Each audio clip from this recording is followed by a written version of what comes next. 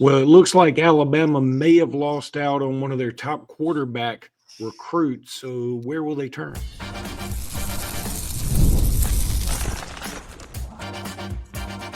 You are Locked On Bama, your daily podcast on the Alabama Crimson Tide. Part of the Locked On Podcast Network, your team every day.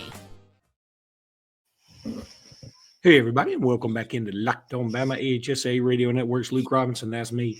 Alabama internet legend Jimmy Stein. That's him. This episode is brought to you by FanDuel. We'll talk about FanDuel in just a little bit. I want to thank you everydayers for being here every day, and thank you newbies for being here today, and thanks everybody for making us your first listen every single day.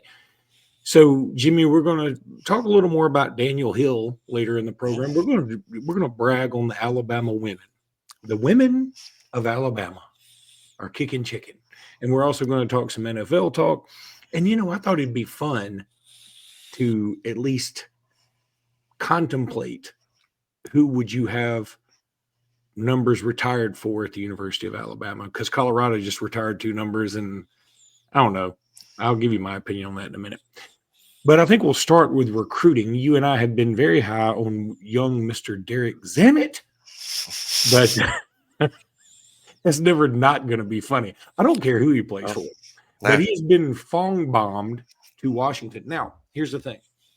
Because you were Fong bombed somewhere doesn't mean that's where you're going necessarily, but I'd be willing to bet Steve Wiltfong's hit rate is pretty strong. And also, if you and I are going to sit here and do cartwheels like we did the other day for Cedarian Morgan and E.J. Crowell being Fong bombed to Bama, then we ought to at least say, okay, probably not getting Derek Zammit anymore.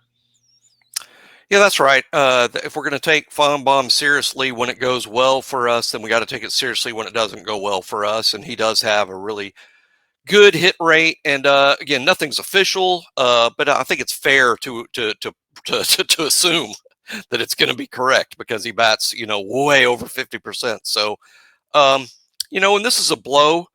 I'm real as curious as anyone else as to see what happens next. I see this going in 2 directions, and I'm not sure which one of the 2, but one of these 2 things is going to happen.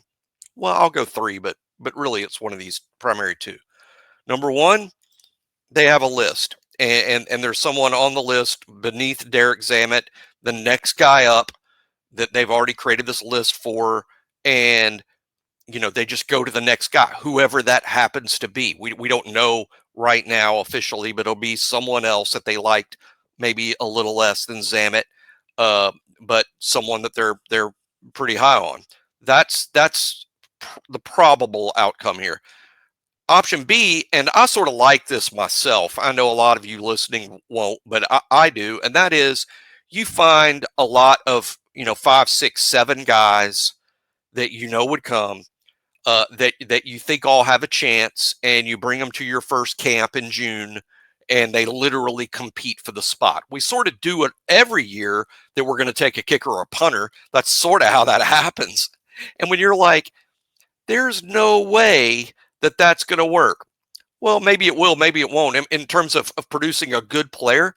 But let me remind y'all, during the Saban era, some of our, quote, C-list plans included guys like Brock Purdy, who ended up somewhere else, but he was a C-list guy for Alabama. We almost got him, but went in another direction. But we almost got Brock Purdy doing it this way, similarly. Gardner Minshew. Gardner Minshew was almost, he was coming and then changed his mind. He never would have played here, and that's the thing. Lucky for Gardner, he went somewhere else. Alabama's room was stuck. They were just looking for depth, and that's what you're looking for here. Look, Ty's going to very likely be the starter this fall, maybe for 2 years. We don't know. Then we're really, really excited about the Keelan Russell era that will kick off at some point. What we need is either the heir apparent to after Keelan cycles out, or a depth guy. It's not like you're looking for Josh Allen or Jaden Daniels or Patrick Mahomes here. What you're trying to do is get someone that's willing to come and develop over time. And that was never going to be an A-list 5-star type guy. But I like the idea of bringing several guys to camp and letting them battle it out. And no, I don't have names. I can tell you, there's 3 kids in the Mobile area that are interesting 26 quarterbacks to me. They have nothing right now but FCS offers. No, I didn't say FBS. I said FCS. But I'm intrigued by all 3. Sammy Dunn at Viger, Aiden Schamberger at Spanish Fort, Alvin Dinkins at Williamson. I mean, all 3 of those kids are like, I would like Alabama to take a look at them. Now, does that mean they're worthy? Of course. They don't have anything above an FCS offer right now.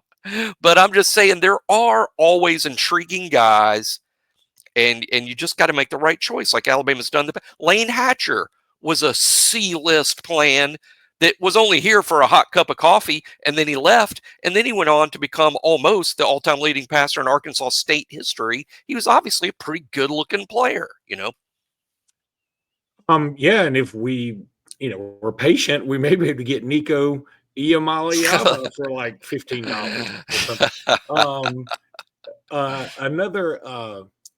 Another recruiting tidbit. There was an offensive lineman that just got an offer from Bama. This kid out of the Atlanta area. And by the way, I had another locked on host. I won't say who, but everybody can probably figure it out. Another locked on host that said, hey, what in the world is going on with Alabama and Georgia recruiting? It seems like Alabama's just kicking a lot of butt in Georgia this year. And I like the sound of that. But Tavian Branch got an offer from Alabama on Tuesday. This is an offensive lineman, a 3-star offensive lineman, not the biggest name in the world. Not even, he's just under number 700 nationally, number 22 in Georgia, according to On3. So this isn't like a rock your world type thing, but they do like this guy. And it wouldn't shock me if he were a part of this class. He sure was fired up to get the offer. And guess what? They're all about to go on the road. As a matter of fact, this happens just in the next few days. The assistant coaches go on the road. Let me tell you what happened last year when they went on the road. Nick Sheridan went to Dallas and saw Keelan Russell play in person or at his high school practice and got Kalen DeBoer on the bat phone, and they rushed Keelan Russell up to the top of the board. That's something that happened last year in the May evaluation period. And look what Nick Sheridan did. Here's an idea. Why don't we trust Nick Sheridan not to go find another Keelan Russell? That's a ridiculous ask. But here's what's not a ridiculous ask. There are quarterbacks out there that are undervalued and underranked that are going to develop into really good players. Let's let Nick Sheridan pick one. Here, I'll give you a couple examples. Cam Ward, he's going to be a significant player in American sports talk 1 week from today. Who did he sign with out of high school? An FCS program. Just like I was talking about those 3 kids from Mobile with FCS quarterback offers. Cam Ward was an FCS guy. Shedeur Sanders signed with Jackson State. And if you're like, well, that's because his dad was there. Shedeur Sanders was not signing with a Power 4 school out of high school. He was considered at best a G5 guy. And I think he was committed to Florida Atlantic before Dion took that Jackson State job and he flipped to Jackson State. So there's your top 2 quarterbacks in the draft. They weren't signing with Power 4 schools out of college. We need some Nick Sheridan to go find Cam Ward, Shedeur Sanders. Go find that guy, because that's exactly what you want to bring in anyway, right? A guy that you want to develop over time, a guy grateful for the big-time offer that might be willing to stick around while we develop him and hopefully, turn him into a really good player down the road.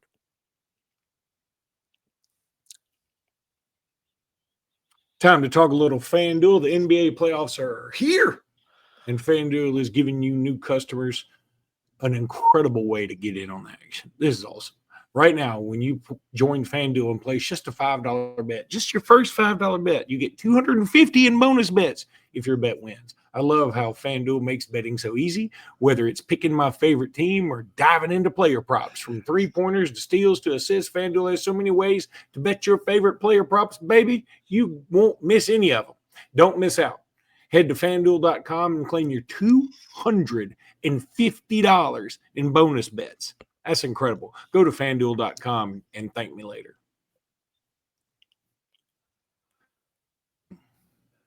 All right, Jimmy, I thought, we brought this up the other day, and we didn't expound on it or expand on it. Expound on it? Yeah, I think let's go with, we could do both. I think you could do both. We could expand and expound. On Mr.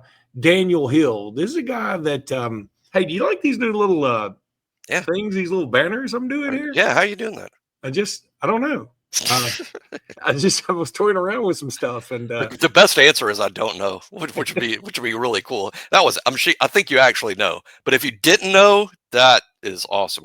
Like I don't know how I did that. I mean, look, I'm telling you.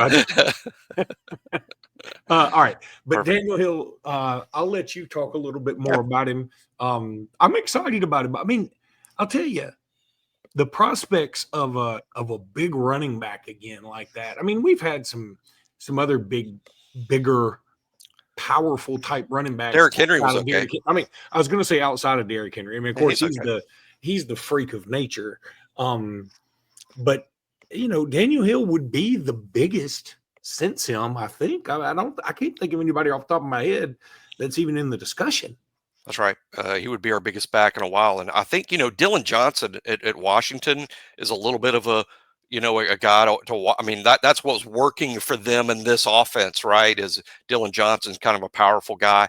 What I want to talk about Daniel Hill, let me expand and expound upon this, is, hey, look, if you'd have told me, this is why Daniel Hill's such a good story. And by the way, he was specifically mentioned by Ryan Grubb, who said Daniel Hill had as good a spring as anybody. And then Kalen DeBoer kind of bragged on him. And I'd heard, by the way, and we had heard, he didn't do much on A-Day because he's a little banged up. But prior to A-Day, he had been pretty impressive running with the ones frequently, is what we heard. Running with the ones frequently, which you would think would be, well, Jam Miller is going to be with the ones. Rich Young's going to be with the ones. A little surprising that Daniel Hill would be, but apparently he has been.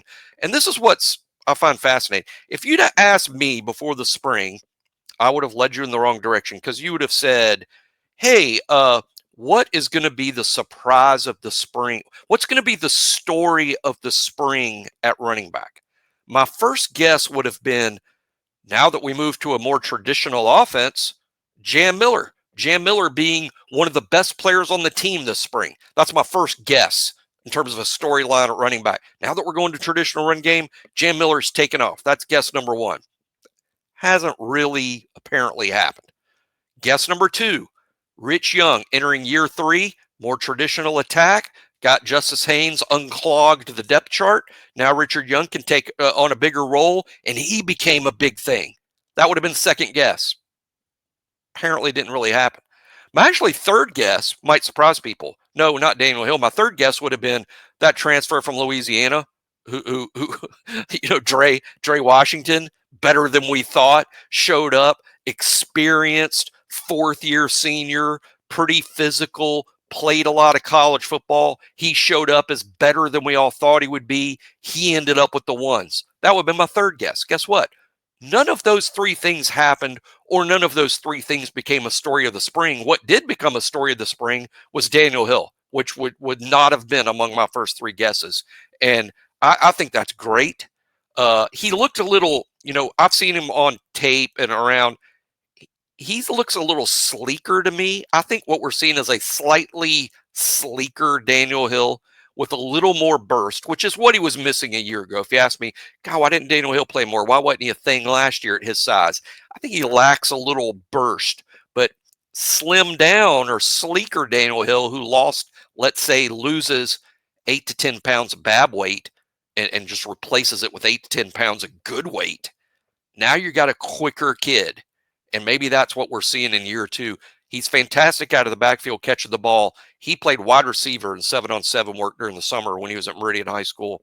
I think Daniel Hill becoming a thing this fall is something we ought to keep an eye on. I'm certainly not here telling you guys, hey, he's going to be the first team running back, but it does appear that he's going to get a look with the ones this fall. And I wasn't so sure. I'd have pegged him as the 4th most likely running back to do that. But hey, that's why they play the games, as they say. I mean, you sign a bunch of kids with promise, and then you see who turns the corner and comes through. And I think it might be this big old Daniel Hill dude. Okay. I want to really quickly talk about some of the impressive things that some of the Alabama women have done here recently. First of all, they should have swept Oklahoma in softball. I know a lot of people are here for the football talk. We're going back to football in the next segment, but I almost did like a short just because I'm driving to Iowa for those who don't know for work. And it's a long way from Alabama to Iowa, by the way. And I was sitting there thinking about some things for the podcast, and I was like, God, I can't believe we hadn't talked about how cool the Alabama-Oklahoma thing was. We should have swept them. Now, they beat our brakes off in game one if you just look at the score. But what you don't know is Alabama was up 1-0. And going to the last inning. Going into the top of the seventh, they should have closed it out. They ended up losing 6-1 or whatever it was because Oklahoma went nuts. But then Alabama, give Alabama a ton of credit. They came back and won the next two. And one of them in a walk-off fashion on a Monday night on ESPN or ESPN2 or whatever it was. It was awesome. That's why softball's so great. They played like Oklahoma softball more than baseball. I swear to God. They played Oklahoma 22 innings. 22 innings against Oklahoma. They lost 1 inning. They lost 1 inning. They won the other 21 innings. And by one, I mean Oklahoma only beat Alabama in one of those 22 innings that they played. Caitlin Riley and Jocelyn Brisky were fantastic pitching all weekend, and that had been a problem for Alabama all season long. Now, the question is, did Brisky and Riley find something that they're going to have the rest of the season, or was this just the weekend for them? I don't know yet. I don't know. I just know Brisky and Riley went from, geez, can we advance this year if this is what we got in the circle, to holy crap, those girls are good. That's what they were this weekend. So let's see how they hold it together. It's a little disappointing the hitting over some of the weekend, but hey, let's give Oklahoma the 4-time national champ, 4-time defending national champions. Yes. Maybe we ought to give them some credit for that and think, they might be good, And then, of course, I want to give a shout out to 3 Alabama women who were drafted in the WNBA draft. Sarah Ashley Barker goes to the Los Angeles Sparks. Now, I'm not going to sit here and tell you I watch any WNBA because I don't mean that as an insult to those of you who do. It's just not my thing. I have a hard enough time watching the NBA sometimes. And so I'm not watching the WNBA. But I'll say this. I'm assuming the Los Angeles Sparks are a pretty big brand in the WNBA. And so Sarah Ashley Barker going there is pretty cool. And then Aaliyah Nye going to the Aces. Okay, I find that to be very cool, going to Las Vegas Aces. And Zay Green going to the Washington Mystics. I have absolutely no idea how good the Washington Mystics are. But I'm going to say this. I'm excited that 3 girls from Alabama's team got drafted. And then there'll be some naysayer that'll say, yeah, but they went out in the second round of the NCAA tournament. Okay. Whoever's saying that didn't watch that second round game, which, by the way, was the best game of the tournament. And Nye and Green fouled out in regulation. Nye and Green and Essence Cody, the starting center, they all fouled out because you're playing Maryland on their home court. And Sarah Ashley by herself kept pushing it to extra overtimes. No Alabama fan that watched that game would have been anything but super proud of where our program is to be fighting in that situation. But hey, it's an ascending program, and now the test for Christy Curry, Luke, is you just lost 3 draftees for the first time in program history. Are you telling me we're going to rebuild? Well, I'm saying this: if Christy Curry reloads, she deserves a big raise and extension. Is what she deserves. She reloads. Any other time in Alabama history, you're looking at a rebuild.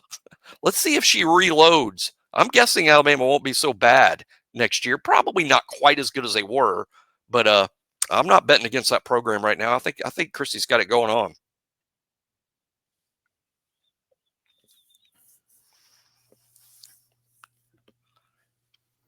All right, we're going to talk a little NFL draft, but before we do, I think this is, look, Colorado retired the numbers of Travis Hunter and Shedeur Sanders. And, I'm sort of like, okay, I almost get Hunter because he did win the Heisman. Shedeur Sanders seems like, okay, he was a good quarterback. He's not, if you're stacking up great quarterbacks, even over the last 3, 4, 5 years, I don't know that he's in the top 10. Now, again, that may just be me. Somebody will call me a hater. I think Shedeur Sanders is a good quarterback. He's going to be drafted very highly.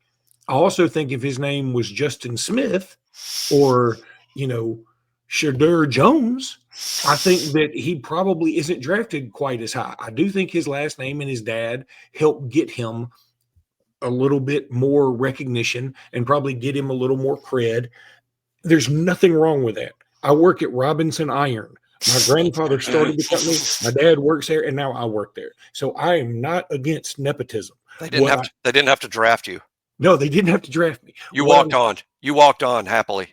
I'm not saying that, he's just a daddy's boy or nothing like that. He's not. That's not it. I'm saying there are people. Look, here's the deal. If Brandon, again, I'm throwing out names. I'm not trying to start any rumors. But if Brandon Miller and Aaliyah Nye had a child, I would tell Nate Oates, start recruiting that embryo right now.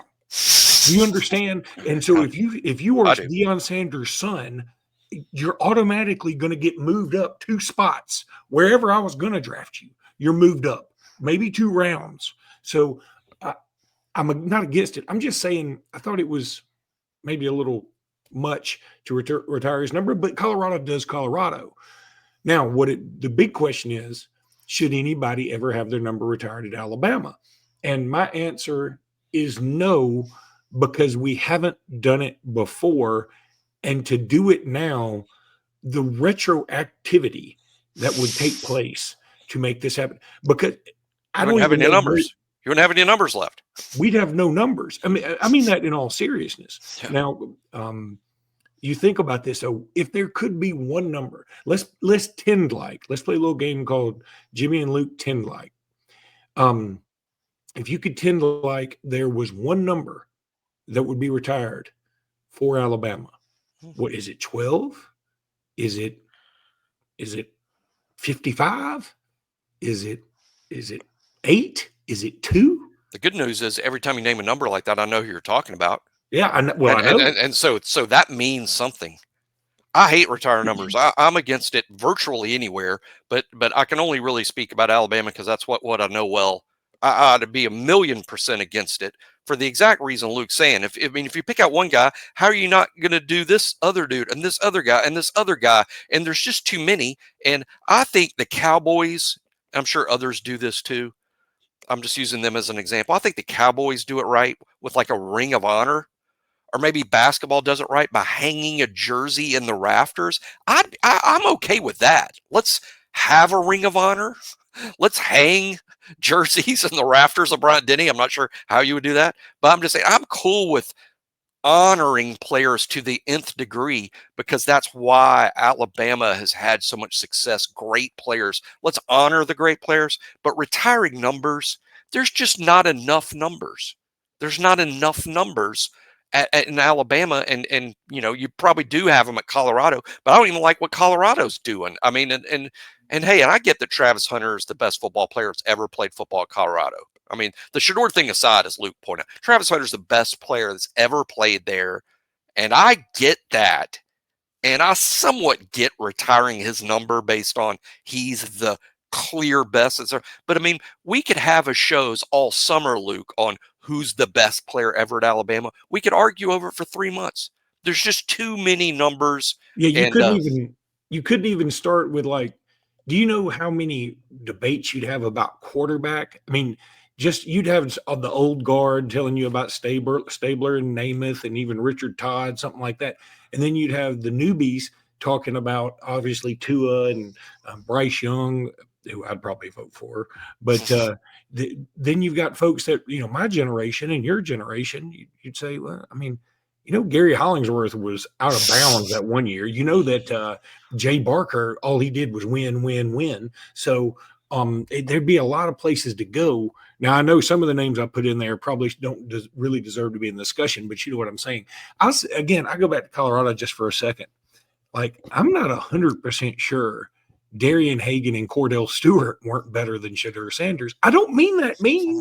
Yeah. There's nothing wrong with that. Darian Hagan, in my generation, like that 90 and 91 type stuff, Darian Hagan was a badass. Cordell Stewart was great. Cordell player. Stewart was great. Rashawn Rashawn Salam. Salam won the Heisman Trophy at running back. He was Is a his running number back. retired? He won the Heisman. I doubt it. I don't know. But it's a good example of what we're talking about. So I don't like them doing it in Colorado. I just have no say in that. I don't even really have a say in what they do at Alabama. I'm just going to be loud about it. But no jersey numbers retired. But I'm all for any plan anybody's got anywhere to honor the great players at Alabama. I want that. Heck, I want to honor the current players. How about Ryan? I'm all for put up the statue of Ryan now. I'm good with that. I'm all for honoring the great players at Alabama, which include even current players like Ryan, who this fall, I think, is going to start proving that he belongs in that Devontae Smith, Julio Jones, David Palmer, Ozzie Newsome, Don Hudson, the greatest wide receivers that ever played at Alabama. This fall, I think Ryan starts proving he belongs in that conversation, which is really fun. Finally, some NFL draft talk. Jimmy, we're going to put out a couple of videos here sometime this week to go with the draft talk that the draft coverage Locked On is going to have. But anything new out there regarding Jalen Milroe and regarding? Yeah, a little bit. I mean, Jalen's working out for the Giants in a private workout this week, which later this week, or I think it might be tomorrow. That's interesting because the Giants don't draft him, Giants. The Giants aren't don't do it for the Giants. Don't do it for Milroe. That you talk about a bad marriage to start. Right. That's the kind of marriage. I'll tell you. I had a friend of mine who was the best man in another guy's wedding, and so he also had him in his wedding. And when the other guy was speaking at my friend's wedding, which was 7 months after his wedding, his toast was to Thomas. I hope that the first 7 months of your marriage are better than mine.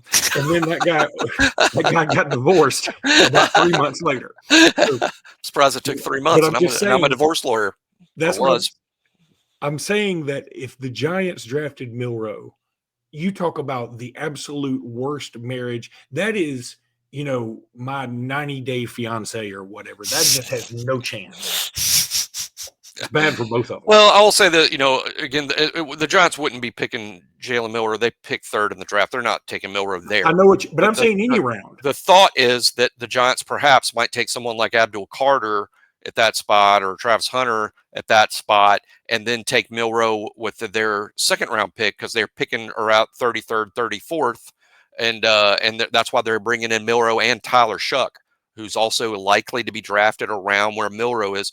And I get what Luke is saying, and I know the Giants are a mess, but Mel Kiper had his latest mock that came out today as we record this, and he's got Jalen falling all the way to 68. And that's the mock that came out today. 68, by the way, is early in the third round. And he had Pittsburgh, I think, trading up to get Jalen Milroe early in the third round. That ironically is a better landing spot for him, I think, than New York. And I'm sure Luke agrees with that. But being drafted a whole round later is going to cost him some money. I mean, to be honest, and I'm rooting for all our kids to be drafted as high as possible and do as well financially as possible. Here's my main concern going into the draft next week, Luke. We got 3 guys that'll be there and present at Green Bay. There's 17 attendees. 3 of them are Alabama guys. Jalen Milroe, Tyler Booker, and Jahad Campbell will all be there in Green Bay. And per Mel Kiper's mock, and by the way, I'm a big Mel fan, so don't come at me with why are you even talking about him? He stinks. I don't think Mel stinks at all. I think he's one of the best in the world that does this, which is why he works for ESPN for the millionth year in a row, because he's highly respected in NFL circles, and that's why. But regardless of that, Mel today has Milroe going all the way to 68, Tyler Booker going mid-second round, and Jahad Campbell, because of his shoulder issue, falling all the way to 32, the final pick of the first round, taken by the Eagles, which I'd kind of like, by the way. But it just didn't go well for Alabama and Mel Kiper's mock today. And if we have all 3 of those guys in the green room, and Jahad doesn't go to the last pick on Thursday night, and Booker doesn't go to halfway through the second round on Friday, and Jalen doesn't go until the third round, and they're sitting in the green room the whole time this happened, I think Alabama fans need to start mentally preparing